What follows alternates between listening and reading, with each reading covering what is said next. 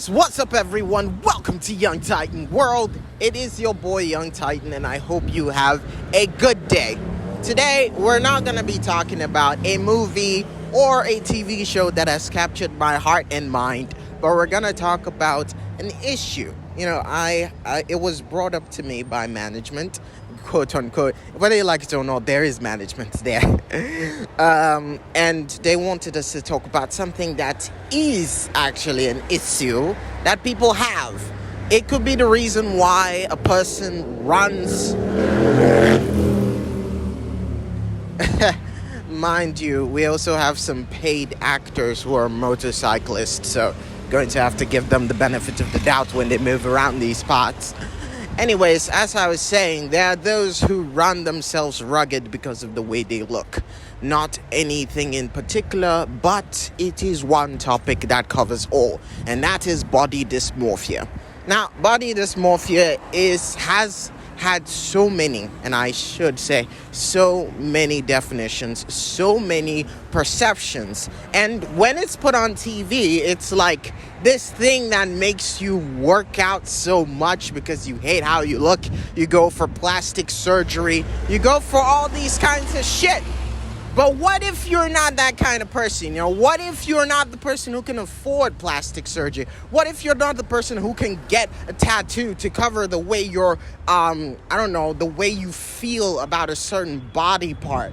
All right, because I have felt this situation most of the time. Body dysmorphia, it's been my friend. I actually didn't even know it was a thing till I got to the university. But when I was a kid, back in high school, my first feeling of body dysmorphia was usually with my legs. Because I always felt like the legs were not they didn't really fit part of my body. They always looked stubby and scaly, and they looked really, really weird. I mean, as time went on, I decided not to give a fuck, so it's just it's numb right now, so it doesn't even fucking matter anymore. I don't give a shit. But back in the day, it used to be a very sensitive topic for me. And usually a lot of people would have issues about it. Mind you, I was the only one who was so scaly that you could see it from a mile away. You could look at it and you'd be like, oh my God, that guy's legs, they don't look so right. They look terrible. And it was always a topic for ridicule. No matter how many times, I wished that our school, used trousers back in the day because I just hated the way my legs looked. And it was one of the reasons why I didn't even want to go to school back then. I was like, oh my God, my legs, they look terrifying. Who the hell who is even going to want to look at that? I mean, it's not a beauty contest when you go to school. But kids, they pick on anything.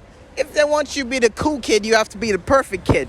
And I definitely was not the cool kid for a number of reasons. Not even adding the one that even made this whole thing so bad.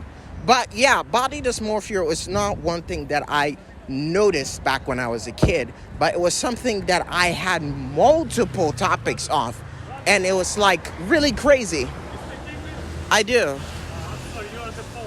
I'm just recording an audio session. Can I help you? Where are you from? From Ghana. Ghana, nice. Yeah. I never met Ghanaian here. Really? Nice to meet you. Okay. Black Stars, right? Football. Indeed. Oh, Yeah. Wow. Nice to meet you, brother. What's your name?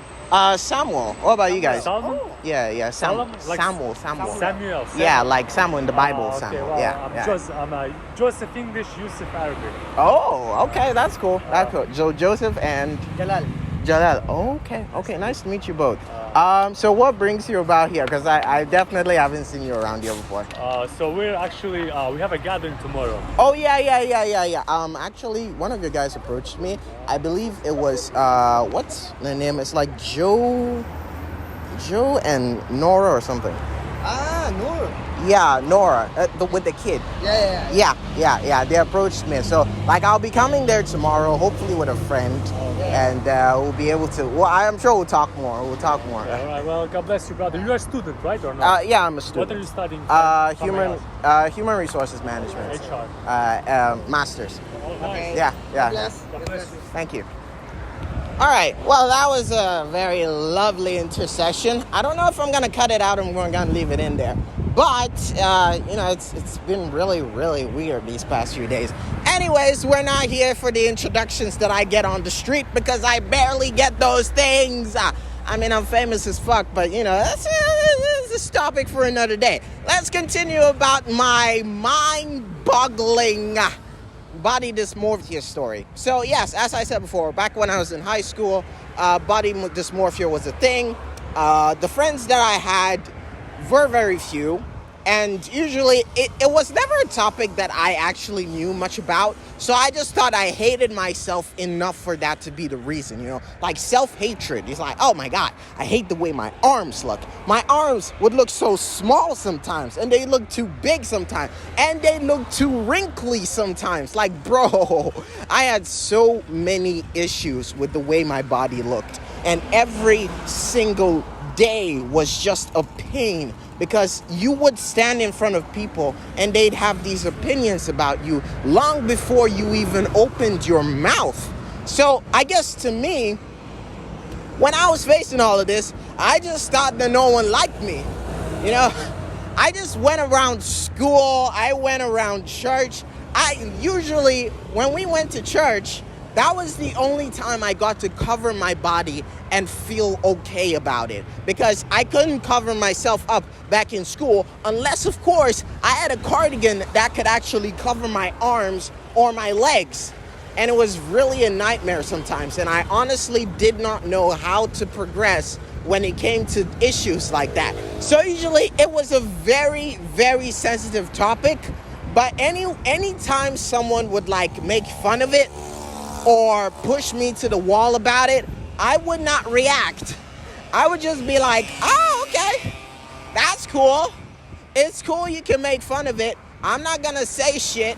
And then probably days after the entire situation has died down into absolute nothingness, then out of the back of my mind comes this topic, and it just hits me like a ram, and I feel every word that hurt me back then, every word that was uttered, every conscious thought that was spread across that platform during that time, during that moment. I feel all of it and more. It's like it becomes this bullet that goes straight through me, and I'm just like dead. It's like I can't even salvage my own thoughts. I just feel like so broken on the inside.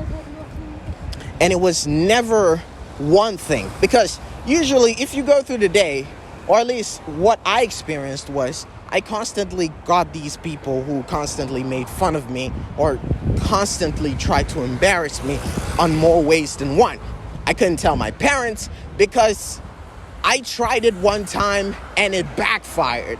I think I caught them on a mad day. At least that's what I like to tell myself. Because when I tried to tell them, they rather got pissed off and said I deserved it. So it's like, whoa, okay. I guess we're not gonna come to you with any of these issues. We're just gonna keep it inside ourselves, lock it up there, and no one's gonna find out. So that's what I did, yeah, basically. And I still hated myself. So these thoughts about how my body looked like were constantly ones that I didn't know how to solve. But there was always this thought that if I had a knife, I'd just chop off my nose. I slice off the surface of my skin that I find so displeasurable.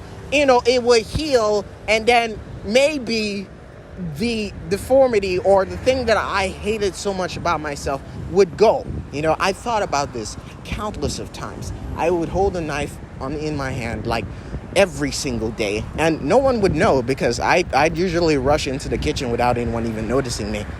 And it was always a thought that was around the corner of my mind, and I would always try as much as possible to work with it, but I couldn't, because I never got the opportunity to actually get a knife and just do it quickly, Oh, but there was one instance that I thought if I had a different type of injury, maybe people won't focus on my body. Or if I had something else that made me look cool. You know, like in movies when they get a cast or something and people start writing, names on it, or they write terms of endearment on it, and it takes their minds off every single thing that has happened. Yeah, well, I got a plan just like that.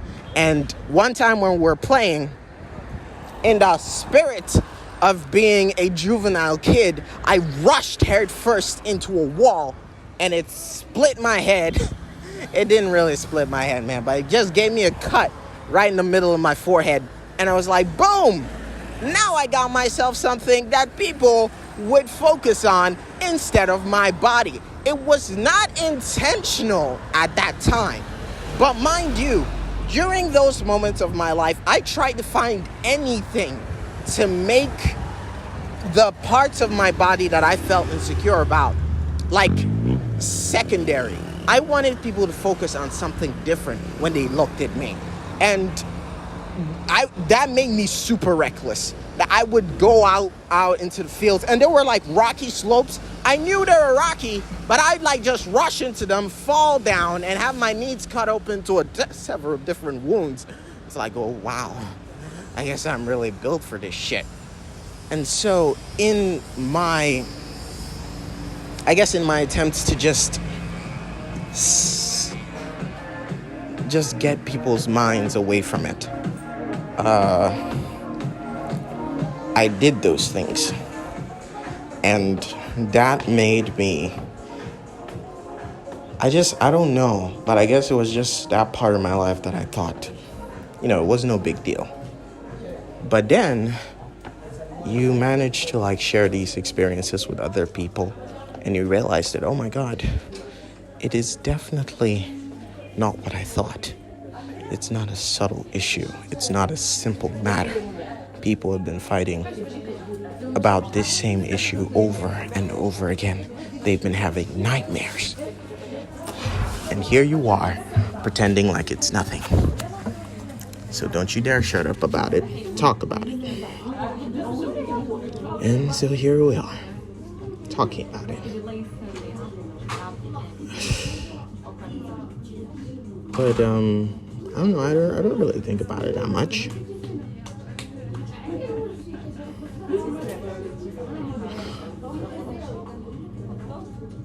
I hope you guys have a great day. I mean, yes, it does not really get to my head. Things happen, Anyways, I'll talk to you guys later. Hope you guys have a fantastic day. Until next time, Young Titan out. And I do hope that if you have any experiences with body dysmorphia, try as much as possible not to keep it to yourself, and try to share it with other people. Sometimes other people might be the buffer between you and a very bad decision that you may not be able to go back on. I thank God that through all those moments, He kept me. And there was always just this technicality, or there was this person that was always there that kind of stood between me and absolute oblivion. So I'm grateful that happened, and I thank God that. So I hope this helps you, and I hope that you find a way to curb it, because I can't guarantee that everyone has a special someone, or everyone has found a special someone, or I haven't even found anyone. But it doesn't have to be a special someone. It has to be just someone who's there and cares about you. It could be a family member. It could be a friend. It could be someone who's close to you. And that could help you really get through such moments and really help you figure out what your next step is. All right? Anyways, I hope that helped. I hope that didn't make things worse for you. Sorry if it did. I hope you have a fantastic day, and I hope you know that you're a very special person, and every part of you is special, and you don't need to change those parts in order for people to accept you. All right? Take care of yourself, and bye. Young Titan now. Thank you for listening.